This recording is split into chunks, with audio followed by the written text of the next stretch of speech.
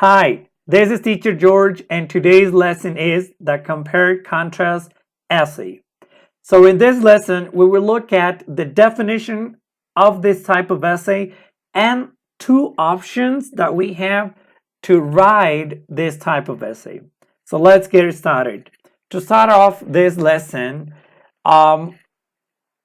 let's examine the compare contrast definition. So when we want to write a compare contrast essay, we need to focus on both similarities and differences, because throughout the essay we're going to explain these similarities and differences once again between two things, two ideas, concepts, or points of view.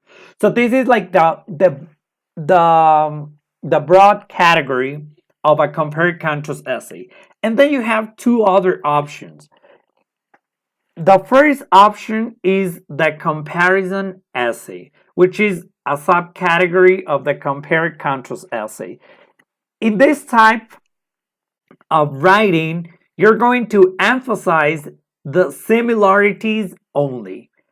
The similarities, of course, between two things, two ideas, concepts, or points of view.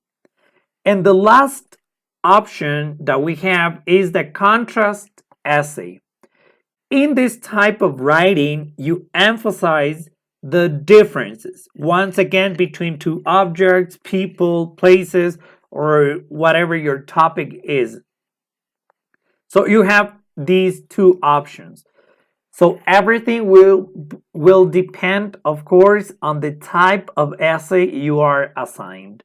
The details regarding structured elements or components of each of these types of essays I will explain in upcoming videos.